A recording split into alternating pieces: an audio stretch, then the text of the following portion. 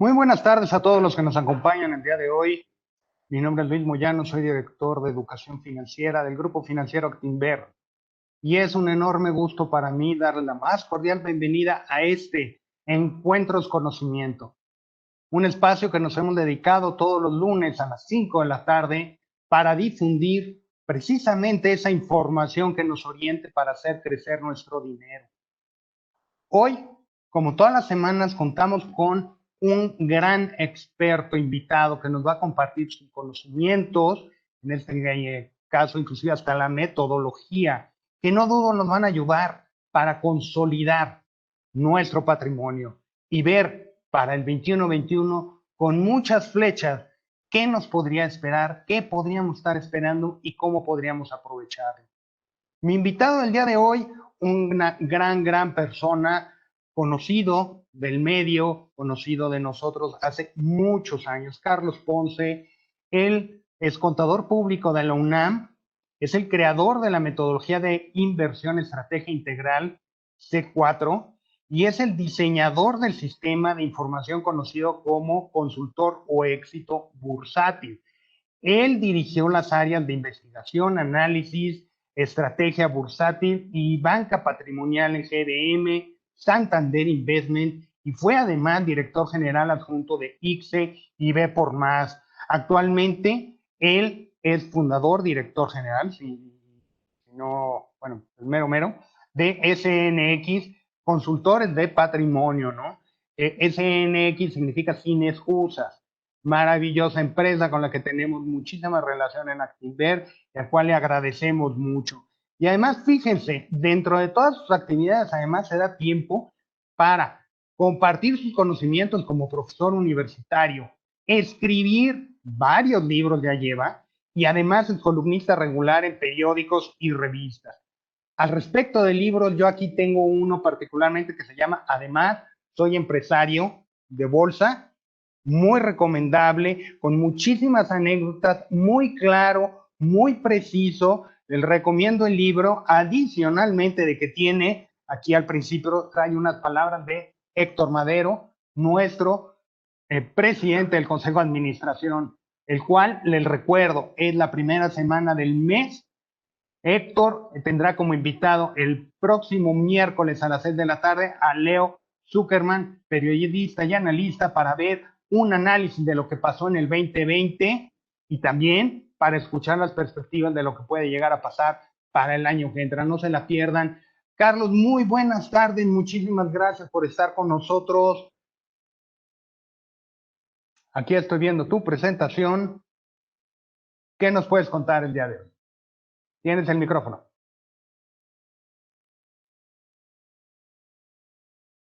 Ahí estás.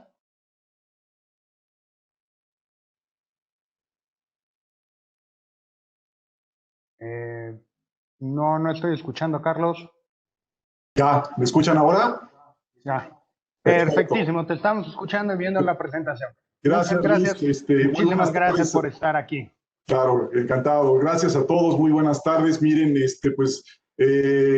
no había forma de no aprovechar este espacio, dada la coyuntura actual y el momento de cierre de año, de platicar sobre nuestras perspectivas para este próximo 2021. Y el título, pues no es un título menor, muchas flechas. ¿A qué me refiero? ¿A qué nos referimos con esto? Bueno, miren, la simbología es relativamente fácil. Imagínense ustedes un arquero que solamente tiene una flecha y bueno, pues en ese sentido el que pueda ir a acertar de manera efectiva, pues limita la probabilidad y lo hace un poco más complicado, ¿no? Sin embargo, no es el caso en este arranque de año. En este arranque de año lo que vemos, y lo ven ustedes aquí en esta lámina, es que hay una buena cantidad de elementos o flechas que podían de alguna manera propiciar un muy buen año en el 2021. Estamos en la antesala de estar ya, ahorita les daré más detalles con vacunas, con estímulos, con menos temores de guerras comerciales, y se los digo, con 35 años de desarrollo profesional en este medio, hacía tiempo que no veía yo tantos factores potencialmente positivos al inicio de un año, ¿no? Se los menciono muy rápido a reserva de detallar algunos. En primer lugar, bueno, la muy esperada elección de Estados Unidos, en donde gana Joe Biden, el demócrata, es un líder conciliador, centrado, educado, en relación al presidente que va de salida y con una muy buena experiencia, ya fue vicepresidente en la época de Obama. Entre otras, Biden trae, recuerden, un proyecto de un plan de infraestructura muy importante en Estados Unidos. Esto podría generar mayor empleo y sin duda mayor crecimiento. Por otro lado, los republicanos en su mayoría parece que se quedan con el Senado. Esto puede crear un contrapeso muy importante que podía de alguna manera ayudar a limitar algunas propuestas que estaban generando ruido, entre estos la posibilidad de una mayor alza de impuestos corporativos. Biden había propuesto incrementar de 21 al 28% impuestos corporativos que había disminuido, y esto podía entonces tardar más tiempo o ser menor en cuanto a la tasa impositiva. También estaba buscando regular algunos sectores. Con este contrapeso podríamos tener una mejor regulación, no tan agresiva como la que se esperaba. Lo de la vacuna, como saben ustedes, prácticamente ya hay 3 compañías que están por aprobar ya la vacuna. Se espera que incluso este mismo año empiecen a ser ya vacunados en Estados Unidos varios ciudadanos, y que en el primer trimestre del próximo año empiece la distribución. Es una gran noticia, ahorita vamos a hablar de esto. Los estímulos económicos que se interrumpieron, que fueron tan importantes en Estados Unidos, estaban a punto de autorizarse. Se politizó mucho este tema, pero ya con la entrada de una nueva administración seguramente se estarán pudiendo aprobar, ¿no? Finalmente, y muy relacionado con el punto primero, con la salida de Trump, pues que marcó su administración, pues una forma muy particular, muy polémica, con mucha agresividad y amenaza, con su lema de América primero. Seguramente también tendremos menos conflictos comerciales, cosa que tuvo a los mercados en varias ocasiones con mucha incertidumbre. Les platicaré algo más de las cifras corporativas de Estados Unidos, que vienen realmente muy bien, y todo esto, recuerden, en un entorno de tasas de interés muy bajas en Estados Unidos, que no solamente son bajas, sino terminan siendo negativas para los americanos, cosa que no sucedía desde hace muchos años. Y bueno, para empezar les diría que pues también hay otro tipo de contagio del que se habla menos, y es este contagio de optimismo que empieza a haber precisamente para el próximo año en el mercado accionario. Lo que ven ustedes aquí es una lámina que indica la coincidencia que están teniendo diferentes corredurías muy reconocidas a nivel internacional sobre el índice Standard & Poor's para el próximo año, con niveles promedios de 4.300, digo promedio, algunos están por arriba, por abajo, y algunas de las instituciones que coinciden en este optimismo están siendo nombres como Goldman Sachs, como JP Morgan, como Morgan Stanley, como Credit Suisse, por mencionar solamente alguno de ellos, ¿no?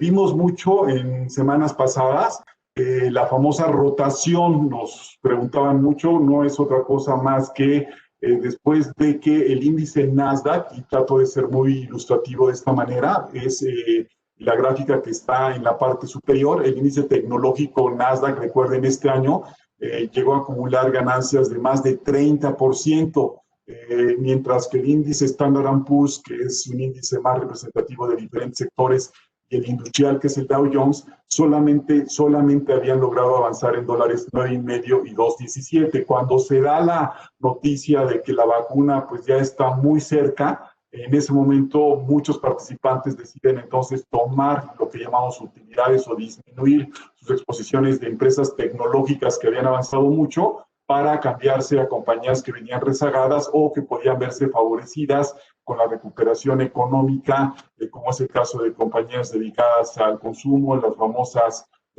compañías cíclicas, empresas relacionadas con turismo, con entretenimiento, etcétera. Ahora, aquí vale la pena simplemente insistir, esta mejora económica que se prevé, sobre todo con el tema de la vacuna, recuerden que es una mejora económica que va a ayudar a todos los sectores.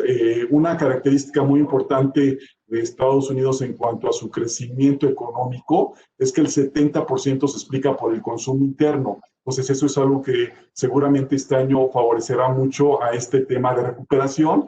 Y por otro lado, yo les diría, no abandonemos todo el tema de las empresas tecnológicas. No es que ya no tengan potencial, no es que ya no se vean bien. Lo hicieron muy bien, aprovecharon mucho la condición de la pandemia, pero van a seguir siendo compañías realmente interesantes. Les doy un par de ejemplos. Empresas como Google y empresas como Facebook son empresas cuyos principales ingresos tienen que ver mucho por el gasto publicitario. Este año de la pandemia el gasto publicitario disminuyó mucho, se espera que se reactive y a pesar del buen desempeño que tuvieron este año, seguramente serán favorecidas otra vez por la reactivación del gasto de publicidad. En términos muy generales, no voy a ser muy técnico, en esta rotación de sectores y de tipo de compañías hay dos grandes estilos de inversionistas, aquellos que prefieren las compañías llamadas de valor o las compañías llamadas de crecimiento. Rápidamente trato de comentarles cuál es la diferencia. A ver, imaginen ustedes que tienen que elegir entre dos empresas comerciales.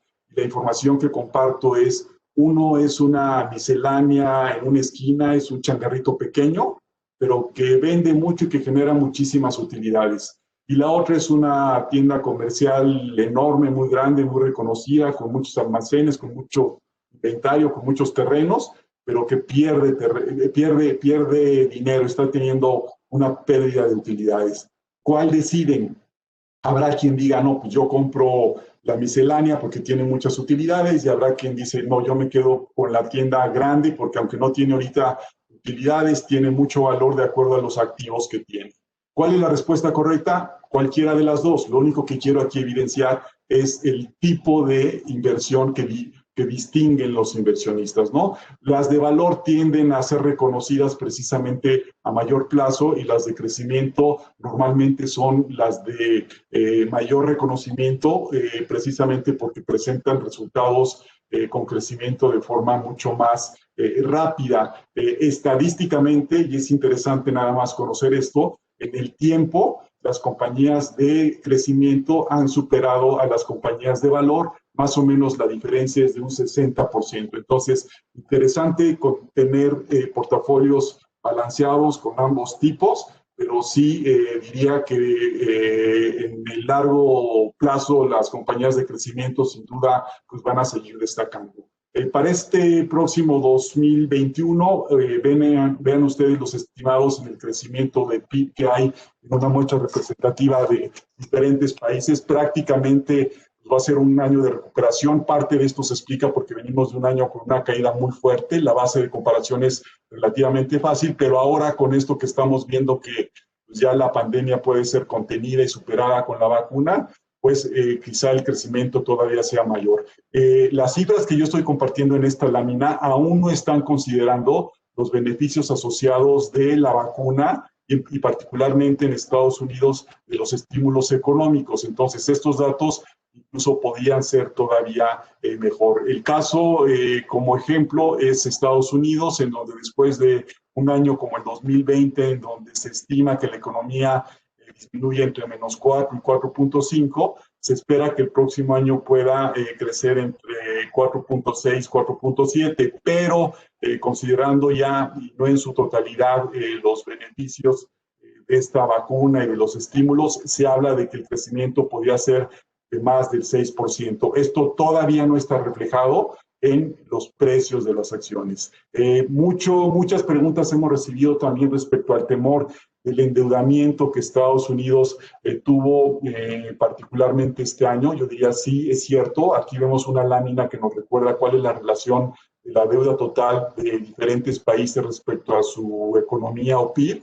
Y Estados Unidos aparece en el tercer lugar. Sin embargo, no ha habido ninguna declaración por parte de ninguna empresa calificadora de que esto pudiera estar generando algún tipo de riesgo para la calificación en Estados Unidos, ¿no? Y en ese mismo sentido, esta lámina me parece sumamente importante. Es una lámina que nos recuerda el comportamiento de la bolsa de Estados Unidos y abro un paréntesis. Sí, esta presentación está con un enfoque más hacia el tema de Estados Unidos, porque ahí es en donde estamos viendo mayores oportunidades. Y les recuerdo, como en otras ocasiones que he podido estar con ustedes, que somos inversionistas globales. Entonces tenemos que pensar de forma global y tenemos que pensar en dónde están las mejores oportunidades, también con este pensamiento de empresario en bolsa. Entonces, si vemos desde el 2008, lo que tienen ustedes aquí es un recuento de una buena cantidad de eventos que resultaron de alguna manera negativos para el mercado. En su momento pudieron haber sido el pretexto o la excusa para no participar del mercado, para disminuir exposiciones o para esperar un tiempo más. Si se dan cuenta en el tiempo, pues todos estos eventos no fueron una razón para dejar de participar en el mercado. El mercado siguió teniendo y seguirá teniendo una tendencia alcista, y con esto simplemente recordarles a ustedes pues lo poco conveniente que resulta tratar de encontrar el momento ideal o de repente entrar en una situación de pánico o de miedo desmedido por factores que al final no lo ameritan tanto. ¿Por qué quise marcar este evento? Porque alrededor de todos estos sucesos y de la tendencia alcista, Estados Unidos ha vivido con un nivel de endeudamiento sumamente alto, es decir, la deuda alta en Estados Unidos no es nueva y en muchos años no ha sido un factor que interrumpa el movimiento alcista del mercado, ¿no? Después, regresando al tema de la preocupación por Trump, particularmente con el hecho de que pudiera incrementar impuestos corporativos a una tasa del 21 al 28%. Ya dije que con un gobierno con contrapesos esto pudiera tardar más o podía ser menor, pero asumiendo que lo pudiera hacer, me gustaría que recordáramos rápidamente lo que fue el periodo de Obama con Biden de vicepresidente, que es la primera parte que está sombreada. Y vean ustedes cómo en esos 8 años, porque ahí sí hubo reelección, el mercado accionario tuvo un desempeño realmente muy favorable. Y sin embargo, en ese momento, la tasa corporativa de impuesto era del 35%. Entonces, el 28% que propone Biden hoy sería menor al de ese momento, en donde de todos modos no hubo gran problema y el mercado y las compañías continuaron con un movimiento alcista. Ahora, de lo más importante es, en ese mismo periodo, fíjense ustedes en la línea roja, en donde estuvo la tasa de interés del bono del Tesoro de 10 años. En ese entonces la tasa llegó a promediar, ¿no? Niveles, digamos, al 3,5, llegó a estar arriba casi del 4,5, y hoy esta misma tasa de interés en Estados Unidos prácticamente es de cero. Todos los beneficios que trae una tasa de interés en cero no solamente tienen que ver con menores intereses por parte de la gente o las empresas que deben dinero, incentiva mucho diferentes tipos de inversión y sobre todo permite que las valuaciones de las empresas sean más altas, porque tu tasa con la que compites prácticamente es de cero. Por lo que tiene que ver con los resultados electorales, simplemente les recuerdo, sí es interesante, sí hubo algo ahí de incertidumbre. Una de las notas que generamos todos los días que compartimos, simplemente nos hacía ver cómo desde hace muchos años en Estados Unidos, desde 1929, cuando vemos los diferentes tipos de gobierno que ha tenido Estados Unidos, demócratas o republicanos, prácticamente en todos los casos el mercado accionario ha tenido un buen desempeño. Pero si tuviéramos que identificar bajo qué tipo de gobierno ha sido ligeramente mejor, bueno, pues déjenme decirles que es bajo gobiernos demócratas, como son los que va a encabezar Biden. Y de manera muy puntual, en esta gráfica o en esta tabla, lo que les recuerdo es que en los gobiernos en donde hubo una administración o un gobierno demócrata como el que va a iniciar en el 2021, el rendimiento promedio de la bolsa de Estados Unidos fue del orden del 13.2%. Entonces es otra buena noticia. Hablaba yo de esta tasa de interés tan baja en Estados Unidos, pero que está acompañada por una inflación no muy alta, pero de todos modos una inflación, digamos, entre te llevas a un poco de más de 2,5%, y en ese sentido la tasa de interés es negativa. Una tasa de interés negativa en Estados Unidos no la veíamos desde el año 1997, insisto, oigo mucho hablar de la vacuna, oigo mucho hablar de los estímulos y de repente no dimensionamos lo muy importante que es que la tasa de interés sea prácticamente de cero en Estados Unidos, ¿no? Por lo que tiene que ver con los temores de las burbujas y de los precios altos, rápidamente les recuerdo un comparativo. Este fenómeno de burbuja se reconoce como un precio muy alto en algunos tipos de activos. Habrá que ver qué es un precio alto, que no necesariamente tiene que ver con las valuaciones, pero solo como ejemplo, les recuerdo, del año 95 al año 2000, en el índice Standard & Poor's, en esos 5 años, en promedio, la bolsa subió casi 25% al año, y con eso acumuló rendimientos en 5 años de 211%, es decir, los precios en este índice o el valor de este índice subió en 5 años cerca de 211. El índice Nasdaq tecnológico, que está marcado con negro, Standard & Poor's está con azul, ese tuvo de 95 al 2000 en esos 5 años rendimientos anuales del 60% y acumuló casi 1000% de avance. Hoy, en estos últimos 5 años, de 2015 a 2012, la variación del índice Standard & Poor's ha sido anualmente cerca del 12%, con la que acumula un 75%, y la del Nasdaq ha sido muy buena, del 17%, pero acumula 125%. Ambas cifras son muy distantes a los rendimientos acumulados o a las ganancias de 95 a 2000 que se ven. Entonces, ahí sí tuvimos, creo, una situación excesiva en el movimiento al alza de precios y no necesariamente la hemos tenido en los últimos 5 años, a pesar de reconocer que los precios han estado subiendo. Ahora, por favor, les pido tengamos mucho cuidado en no confundir lo que son los precios con las valuaciones, ¿ok? El ejemplo que me gusta dar, y perdón si lo repito, a ver, Luis, vamos a poner que Luis compra hoy una compañía a 100 pesos y esta compañía le genera una utilidad de 10 pesos al año, es decir, al final del año le va a regresar 10 pesos a Luis. Si nosotros dividimos 10 entre 100, que fue lo que le costó a la empresa, pues tiene una rentabilidad del 10%, ¿estamos de acuerdo? Hipotéticamente vamos a suponer que un año después el precio de esa compañía sube a 200, es decir, sube 100%, y yo se la compro a Luis. Ustedes dirán, oye, qué caro está comprando Carlos porque compró 100% más caro, pero lo voy a inventar también. Resulta que ahora que yo le estoy comprando a Luis esa empresa, esta compañía ya no genera 10 pesos de utilidad, ahora genera 100 pesos de utilidad. Entonces, la relación que yo tengo entre lo que estoy pagando, que son los 200, y los 100 pesos de utilidad que ahora me genera, ¿sí?, es del 50%. Antes, cuando Luis compró, era del 10%. Entonces, yo estoy comprando más barato.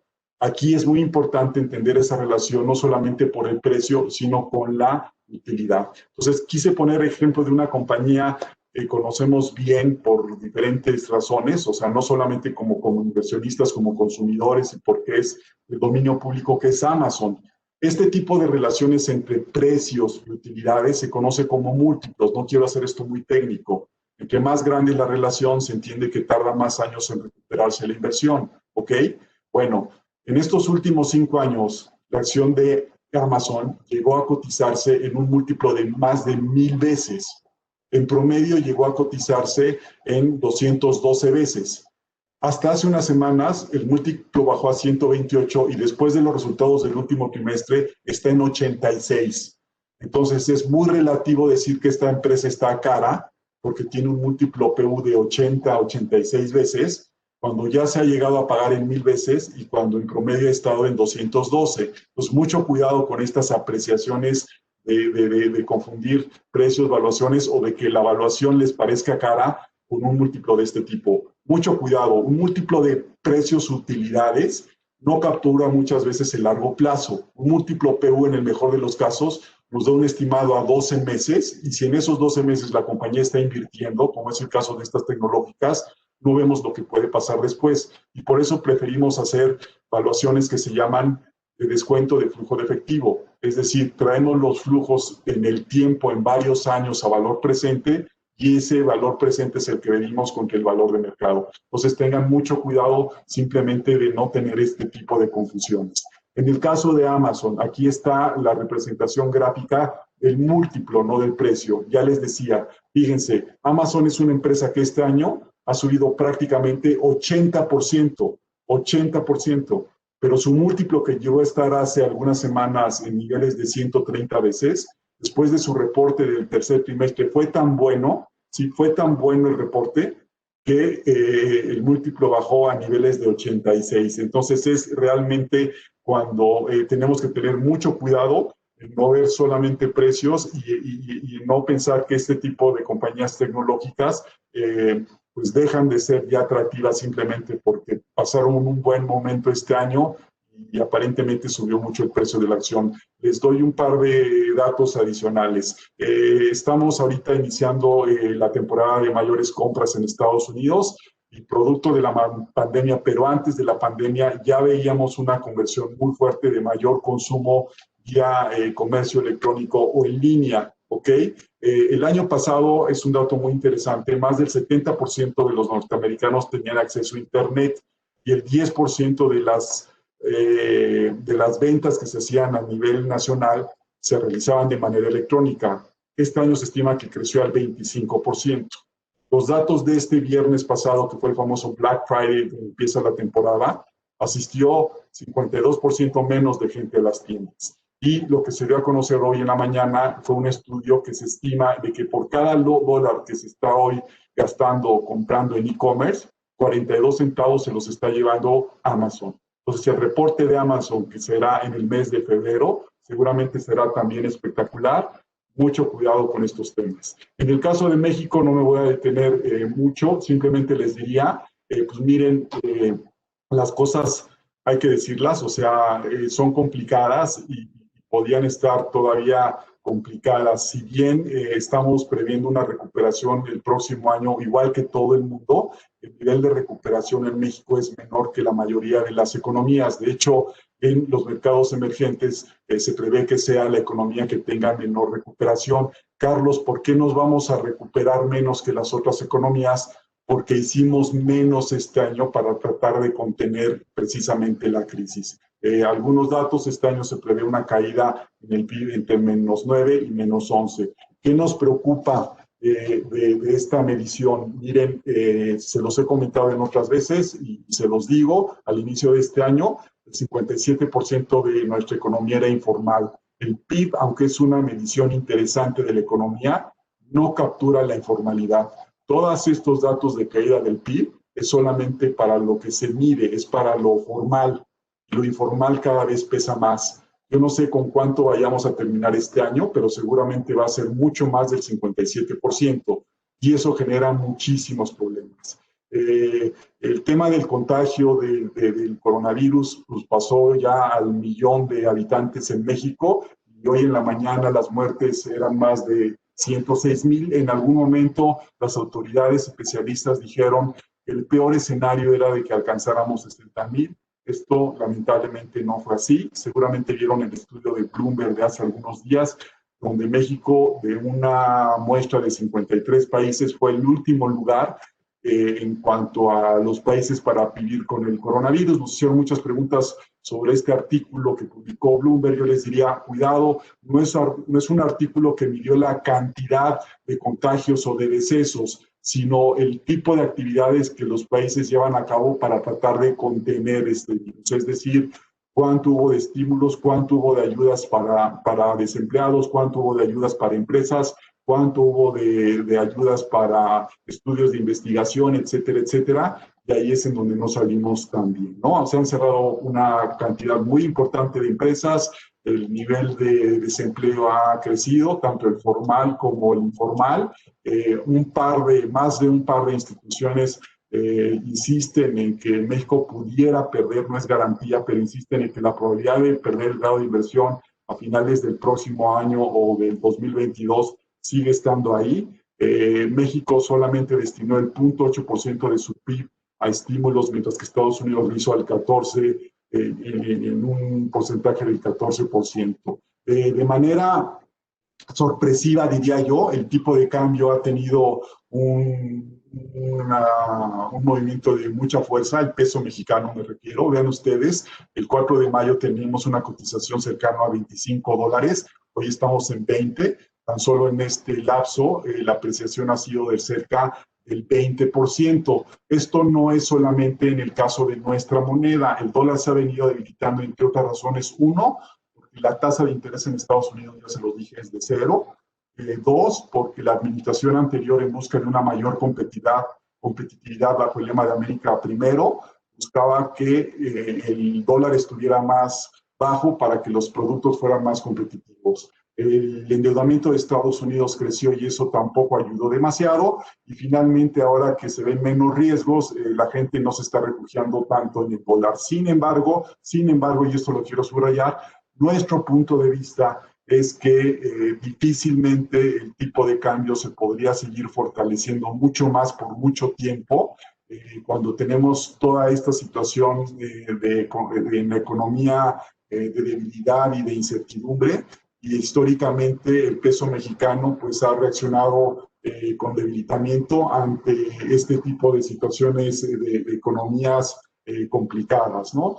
Una de las pocas acciones que se han podido tomar para tratar de ayudar a la economía es precisamente bajando la tasa de interés. La tasa de interés hoy es de 4.25, me refiero a la tasa bancaria, pero mucho cuidado, esta tasa es, aunque ha venido bajando de los 8.25 de hace un año, pues obviamente es mucho más alta que el cero y las negativas que hay en Europa. Entonces eso es parte de lo que explica la fortaleza del peso.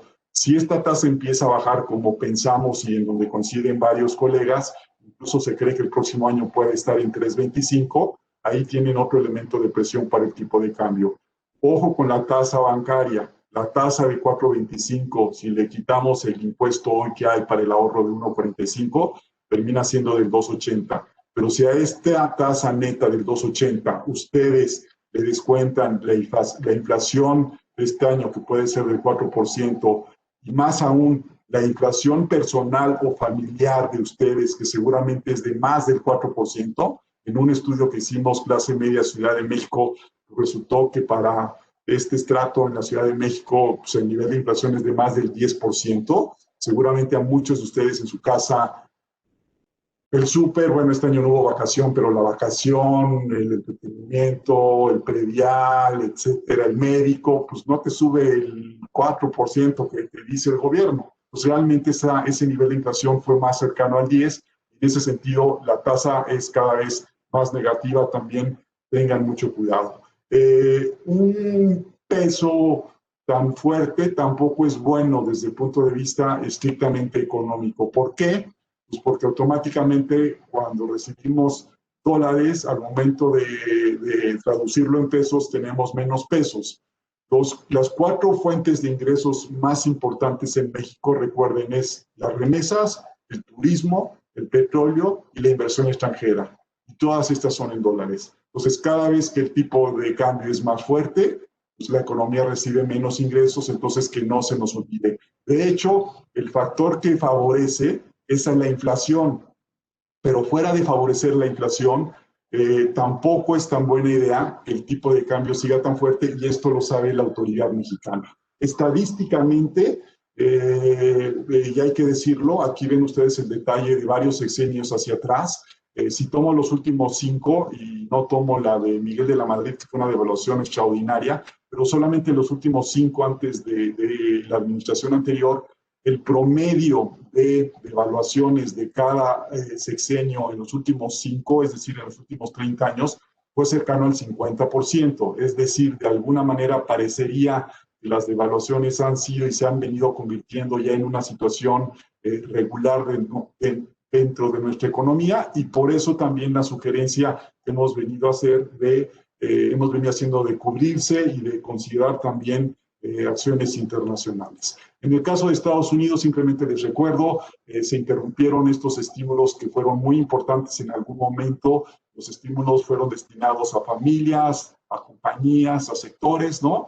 Esto puede volver a retomarse próximamente, y es muy importante porque el 31 de diciembre vencen algunos estímulos que continúan, que pudiera originar de desalojo a algunos inquilinos en ciertas habitaciones sociales, algunos beneficios de salud, algunos temas de desconexión de servicios públicos y de préstamos estudiantiles. Entonces, sí, ya pasando las elecciones y el tema político, hay una urgencia económica por reactivar estos temas. Las cifras corporativas realmente han sido mucho mejor en Estados Unidos. Aquí lo que ven ustedes es un esquema gráfica o de cómo se han venido presentando los reportes promedio de las variaciones de las utilidades netas de las 500 empresas de Standard & Poor's en promedio. En este tercer trimestre que pasó, se esperaba que las utilidades en promedio cayeran 22%, y solo cayeron 6%.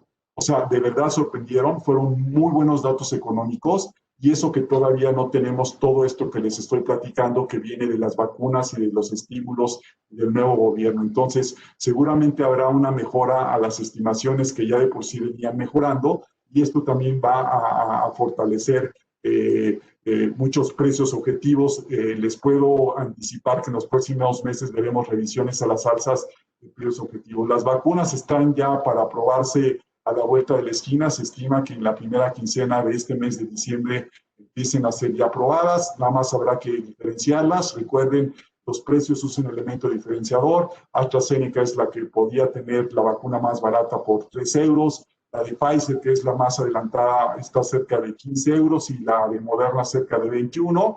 Muy importante el elemento de temperatura. La que necesita estar con un mayor nivel de bajas temperaturas es la de Pfizer, y de ahí pues, viene un reto a la logística de distribución a nivel internacional. En segundo lugar está Moderna, que puede necesitar temperaturas de 20 grados, y finalmente AstraZeneca. Ahora, los niveles de eficiencia que han estado reportando son arriba del 95%, nada más hay que tener cuidado. La muestra con la cantidad de personas que se hicieron en el caso de AstraZeneca fue un grupo significativamente menor, y en la segunda prueba bajó este 90 a un 62.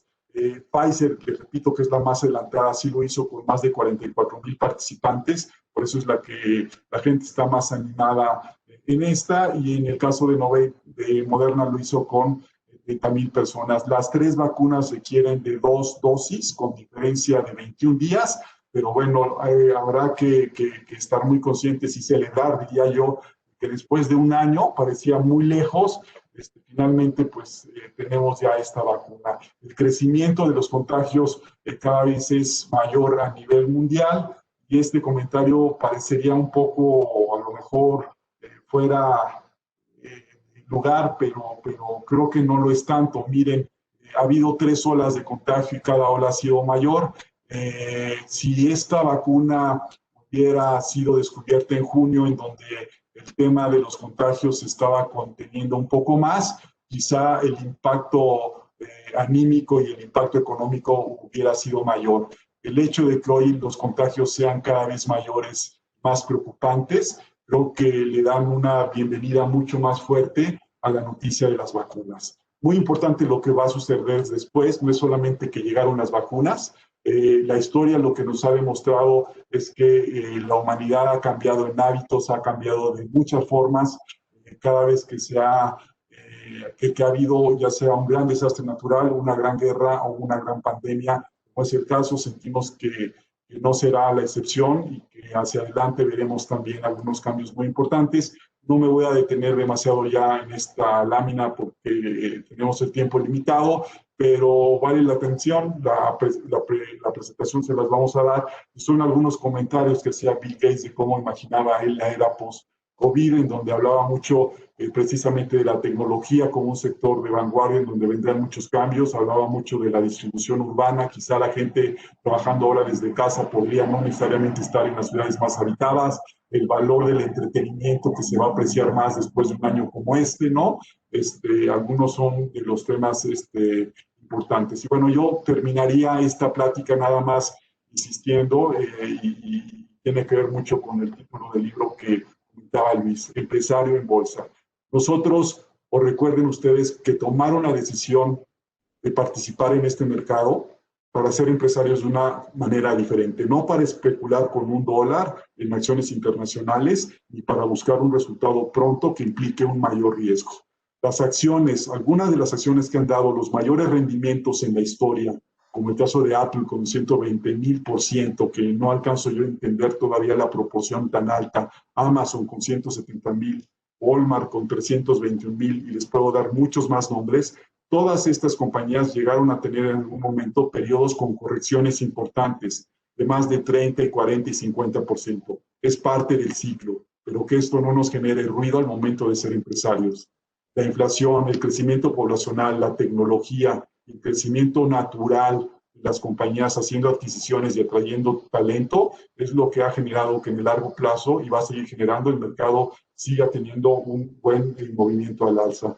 Ejemplo, ahí tienen todo lo que ha sucedido con Apple desde su inicio, son compañías completamente innovadoras. Imagínense, estas compañías no son las mismas, la Apple de hoy, la Facebook de hoy, el Amazon de hoy, el Google de hoy, no son las mismas de hace 2, 3 años y no van a ser así en 2 o 3 años próximos. Piensen mucho en esto. Compañías como Google, en donde decidimos ser dueños de estas empresas, de repente se nos olvida, a ver, es la compañía que tiene el 92% de las búsquedas a nivel mundial por Internet, el 85% en el sistema operativo, el 66% de participación como navegador y el 28% de publicidad en línea. Todas estas son cifras a nivel mundial. Entonces, entendamos el tipo de compañías. No me detengo, es simplemente la historia de otra compañía extraordinaria como Disney, que este año sufrió mucho por el cierre de parques, el cierre de películas. Esto va a regresar y la gente lo va a apreciar mucho más. El calendario de películas de Disney para los próximos varios meses, esto no se va a detener. Recuerden, cuando nosotros decidimos ser empresarios en bolsas, también nos volvemos socios de algunos de los directivos y de los líderes más importantes, más exitosos y más visionarios a nivel internacional. Cuando vemos un portafolio de los grandes creadores de patrimonio en instituciones, es decir, de los grupos de clientes con patrimonios entre 3 y 30 millones de dólares, vemos cómo en sus portafolios generales más del 50% lo asignan a qué, a ser dueños de empresas, lo asignan al mercado accionario.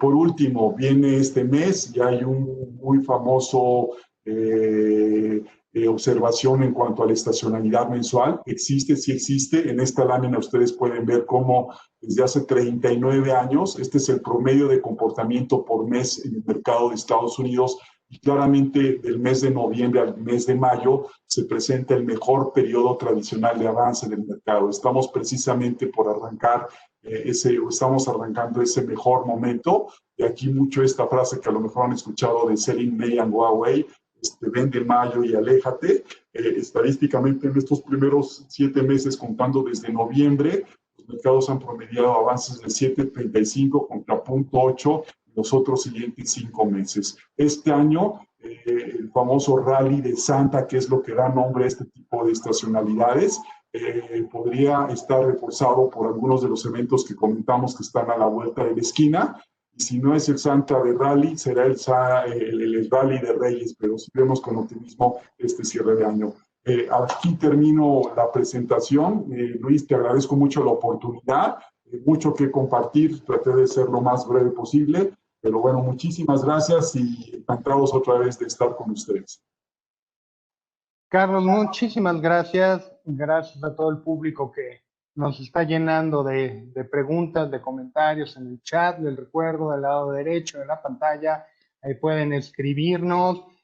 Obviamente no vamos a poder contestar todas sus preguntas, todas sus amables preguntas que nos están haciendo y comentarios. Como todas las semanas, les recuerdo que las contestaremos en los próximos días a través del correo de Educación Financiera. No se detengan. Por favor, pongan, Carlos inclusive estaba platicando hace rato con él nos va a ayudar para contestar una que otra. Aquí, Carlos, yo estaba viendo y junté 2 preguntas para dar pie a una respuesta que yo creo que va muy de la mano con el programa. Aquí en Conocimientos queremos decirles a la gente cómo invertir mejor su dinero, cómo hacer, y tú lo decías muy interesante, y voy a citarte, si me permites, no se trata de hacer patrimonio, se trata de conservar el patrimonio, ¿no? Lo dices ahí en algunas de tu charla, lo he escuchado y lo leí el otro día aquí en tu libro. Aquí nos están preguntando, ¿qué tan adelantado puede estar el mercado con todas estas expectativas que tú nos pones? Y nos preguntan también que en otras sesiones habían dicho que a lo mejor para mediados de diciembre bajaba, se reducía un poquito el valor de algunas acciones y por lo tanto sería bueno entrar. Y a eso volvemos añado otra pregunta que está llegando ahorita, precisamente, ¿qué tan descontado está el mercado de las vacunas? Miren, son todas las preguntas que ustedes hacen, son valiosísimas. Yo les puedo decir, por 35 años en el mercado, no tenemos la bolita mágica, pero tenemos a Carlos que tiene un fondo, el fondo SNX, que lo pueden adquirir a través de Actinver, y este fondo tiene, como cualquier fondo de inversión, una diversificación en diferentes acciones y en diferentes ETFs que hemos platicado durante el programa. Yo soy el primero que está a favor de invertir a la bolsa, yo soy el primero que está a favor de poner tu dinero en acciones de empresas que te den valor en el largo plazo. Atinarle a una sola empresa, perdón, no. Hay que diversificar. ¿Y qué mejor manera de diversificar si tenemos un fondo de inversión? Carlos, ¿por qué, así de manera de conclusión, por qué no nos platicas por qué sí es bueno invertir en el fondo SNX? ¿Qué nos está cubriendo? ¿Qué nos está ofreciendo? Porque muchas de las preguntas que estoy viendo aquí, yo ya me sé la respuesta, yo creo que van muy de la mano y muy dirigidas a, oye, está este fondo, aprovéchalo. Ok, perfecto. Bueno, si me permite rápidamente, Luis, nada más, el mejor momento para invertir, haciendo referencia a lo que comentabas, miren, el mejor momento es cuando tengas la disponibilidad para hacerlo. En ese momento, no estén pensando en encontrar el momento oportuno porque ya se los presenté en una gráfica, la tendencia natural de largo plazo, y como bien dice Luis, va a ser a la alza. 2, ¿qué tan descontado están muchos de los eventos que platiqué? Yo les diría parcialmente descontados. Ya se los dije, nosotros, por disciplina, por un tema de convicción como analistas, pues somos muy cuidadosos. Entonces, no hemos querido todavía incorporar en los precios objetivos los beneficios de las compañías, y de todos modos hoy los precios objetivos que teníamos previo a estas noticias, en muchos casos todavía tienen potenciales bien importantes. Ninguna noticia, en más de 35 años que tengo en este medio, les diría, ninguna noticia se llega a descontar al 100%. ¿Se puede anticipar en algún momento? Sí, ya sea buena o mala, pero el momento en que se confirman, en ese momento la noticia tiene todavía un impacto adicional. Si me permiten, pensé que podían preguntarme algo, les platico rápidamente algo del fondo. El fondo nos ha dado en su metodología, prácticamente en 19 años que tenemos ya operando con la metodología, un rendimiento en dólares cercano al 21%, que si nosotros lo vemos como interés compuesto, esto crece a niveles de 129, esto está en la presentación. Este es la composición que tiene hoy el fondo, no la detallo por tiempo, viene ahí prácticamente el 95%, 92% son compañías internacionales, porque son en los mercados internacionales, particularmente en Estados Unidos, como dije, en donde vemos las mejores oportunidades, en donde estamos viendo para el próximo año también los mejores crecimientos. Tercer punto que me parece importante, el fondo hoy en dólares está en su punto más alto, es decir, hemos tenido un buen desempeño. Sin embargo, en pesos le ha pegado un poco el tipo de cambio. No nos preocupa, sentimos que el tipo de cambio, como ya les expliqué, finalmente tendrá que regresar, y nos sentimos muy cómodos invirtiendo en dólares. Y termino con un ejercicio completamente hipotético, y aquí quiero insistir, y como bien dice Luis, no tenemos la bola de cristal, pero sí con información fundamental nos podemos dar una idea más o menos de en dónde estamos y hacia dónde podemos llegar, ¿no? En dónde estamos y hacia dónde podemos llegar. Entonces, básicamente, si nosotros atendemos el potencial hoy que tienen con los precios objetivos que hoy conocemos, que no se han revisado todavía al alza, el potencial es cercano a un 19%. Ahora, en esta lámina estoy marcando de color naranja claro aquellas compañías que pueden verse favorecidas por todo este tema de las vacunas y de los estímulos de manera directa en los próximos meses. Y lo que nos atrevimos a hacer fue a mejorar ligeramente los precios objetivos. O sea, ni siquiera estamos haciendo una revisión sustancial al alza, solamente mejoramos un poco el precio objetivo y automáticamente un estimado de 19% mejora a un estimado del 23.5%. Si además de eso, del lado izquierdo abajo, a nivel de matriz, podemos diferentes escenarios de tipo de cambio. ¿Cómo se lee esto? Dice rendimiento en dólares, ese es el mismo, porque es el estimado que tenemos asumiendo que los precios objetivos mejoren a partir de este nivel. Y vean ustedes cómo hay varias compañías cuyos precios objetivos verdaderamente son atractivos, pero como muy bien dice Luis, lo estamos diversificando en el fondo. Ahora, si el tipo de cambio que hoy este nivel es de 20, se llegara a mover en algún momento el próximo año a niveles de 20.5, que no es nada que no pueda suceder, automáticamente el fondo en dólares incrementa su rendimiento en 2.5.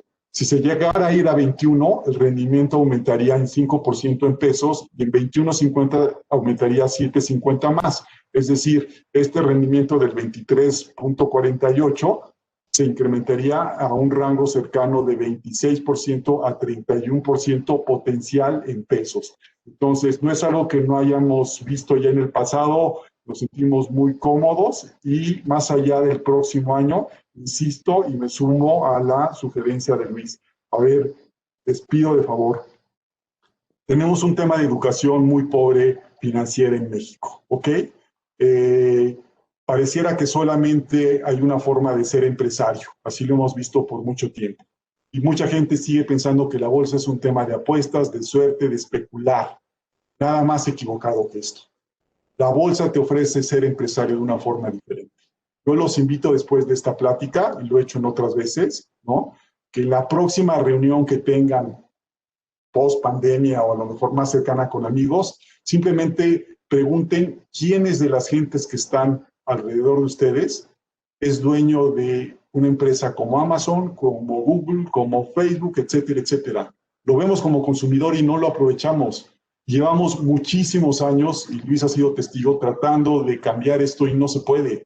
En Estados Unidos y en otros países lo entendieron. En Estados Unidos, por cada 1,000 habitantes de la población económicamente activa, hay 600 inversionistas en el mercado accionario. El 60% de la población de Estados Unidos invierte.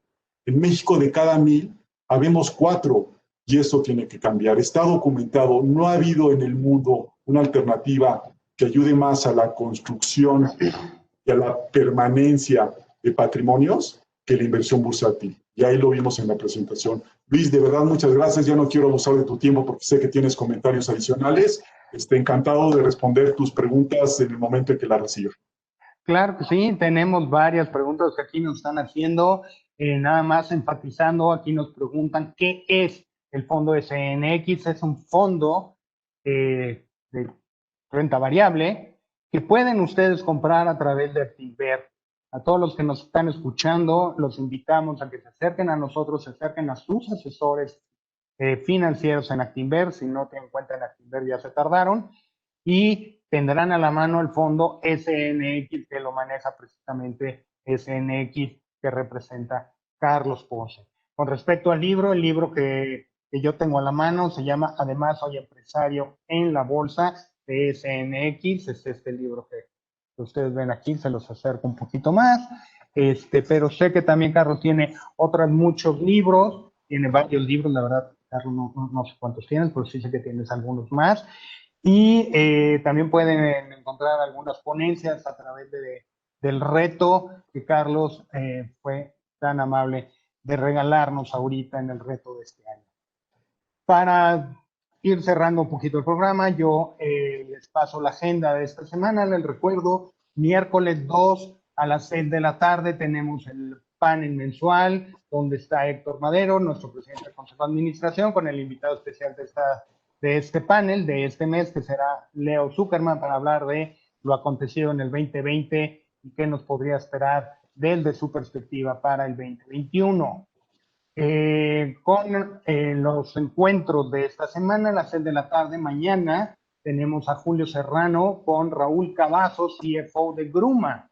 muy interesante, sobre todo si lo ligan con la plática que estábamos teniendo hace un momento con Carlos Gruma, empresa mexicana de alimentos. Entonces puede ser interesante. Aquí nos estaban haciendo una pregunta que ha dado el panorama económico en México que mejor saliéramos corriendo. A ver, tampoco es para tanto. Creo que se van a presentar buenas oportunidades, así como buenas oportunidades a través del mercado mundial, y por eso tenemos aquí un mercado bastante sólido a través del Sistema Internacional de Cotizaciones. Tenemos el jueves, tenemos Encuentro Tendencias. Esta semana nos va a decir retos, oportunidades e innovaciones para el 2021 con Roberto James, que es el director del Instituto de Emprendimiento Tecnológico Monterrey, Campus Toluca. Y el viernes tenemos Encuentros Economía. Muy interesante se va a poner también Tenemos una perspectiva política, como todos los meses, con Armando Ríos Peter, 10 de la mañana. Armando, reconocido político y especialista. Tenemos entonces dos grandes comunicadores todavía por venir, aparte de Carlos, obviamente, el día de hoy. Tenemos dos grandes que vienen esta semana. Yo les pido, por favor, conéctense y manténganse enterados. Yo les agradezco, les repito, mi nombre es Luis Moyano, director de Educación Financiera de Actinver. Nosotros en Encuentros Conocimiento, lunes de la semana que entra, una plática muy interesante, no se la pierdan, es la última del año, gamificación. ¿Cómo podemos nosotros aprender finanzas jugando? Así como bien lo escuchan, podemos jugar a ser financieros, pero no precisamente con el Monopoly que nos enseñaban hace muchos años. Podemos aprender y podemos enseñarle a nuestros hijos, que también es otro tema que hemos tocado recurrentemente en el programa, cómo enseñarle a los hijos. No se pierdan el programa de lunes que entra a 5 de la tarde de gamificación. Síganos en nuestras redes de Actinver, en Facebook, en Twitter, en Instagram y en LinkedIn. Estos últimos segundos que nos quedan del programa, pues no me queda más que darle muchísimas gracias a Carlos por esta ponencia tan importante, tan llena de números, que creo que nos ha abierto el panorama y nos da una idea de lo que va a pasar en el 2021, o por lo menos de lo que podemos esperar, ¿no? Yo creo que eso es muy valioso. Carlos, muchísimas gracias. Gracias a ti, Luis. Un saludo, un abrazo y gracias a todos. Hasta luego. Gracias. Muy buenas noches a todos. Buena semana.